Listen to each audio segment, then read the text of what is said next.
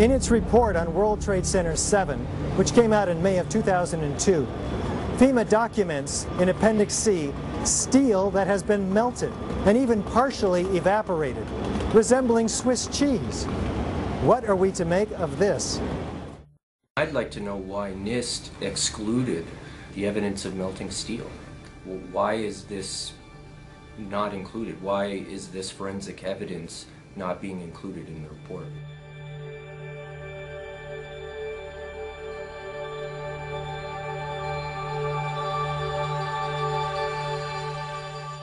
First of all, let's go back to your basic premise that there was a pool of molten steel. I know of absolutely nobody, no eyewitness who said so, nobody who's produced it. You'd get down below and you'd see molten steel running down the channel rails. Like you're in a foundry. Mm-hmm. Yeah, like lava. Like it was lava from a volcano. Actually melted beams where it was molten steel that was being dug out. Underground, it was still so hot that molten metal dripped down the sides of a wall. It's this fused element of steel, molten steel and concrete and all of these things all fused by the heat into one single element. And they pulled off a big block of concrete, and there was like a little river of steel flowing.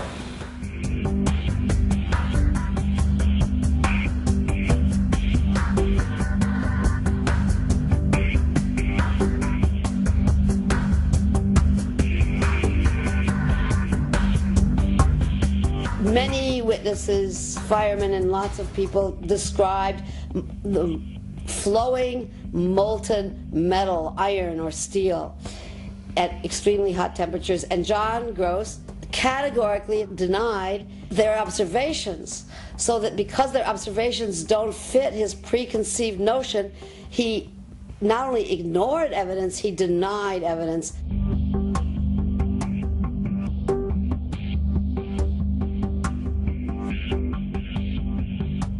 There were reports of molten steel having been seen in the rubble pile of all three buildings, and I knew that jet fuel, which is essentially kerosene, is not capable of melting steel nor iron.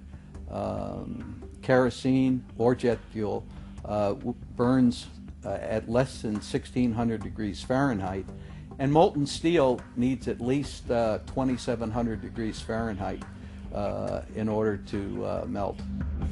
In an office fire, you cannot generate enough heat to melt steel.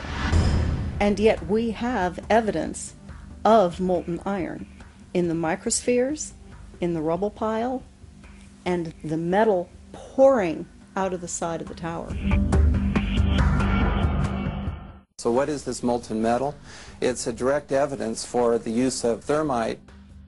An incendiary used by the military, thermite is a compound of iron oxide and aluminum, which when ignited sustains an extreme heat reaction, creating molten iron. In just 2 seconds, thermite can reach temperatures over 4,500 degrees Fahrenheit, quite enough to liquefy steel.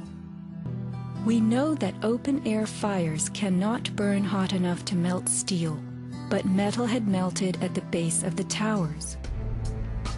I found a pore in the steel that had pure sulfur embedded in the pore, which I thought was very strange, and so that's when I really started looking for sulfur and finding it in more abundance in some of these phases. There's a government theory that calcium sulfate from gypsum boards was the source of sulfur, and that's wrong. Calcium sulfate cannot undergo any kind of a chemical reaction that produces the element sulfur, and we're not dealing with any kind of compound of sulfur. When we're talking about sulfidation, we're dealing with the element sulfur.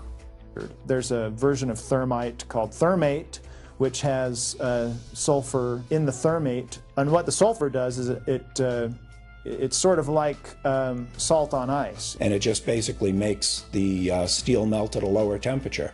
And if you do a search on Google for thermite and building demolition, you can find devices that have been fabricated and invented that use thermite for building demolitions. In the case of thermite cutting charges, you would have heard far less noise since they are worked by thermal heating, melting of the steel, rather than an explosive cutting as in RDX charges.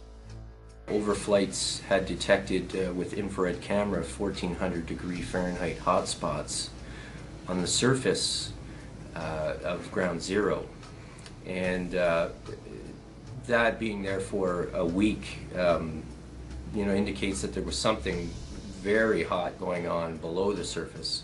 So thermite would also explain potentially the fact that the fires could not be put out at ground zero.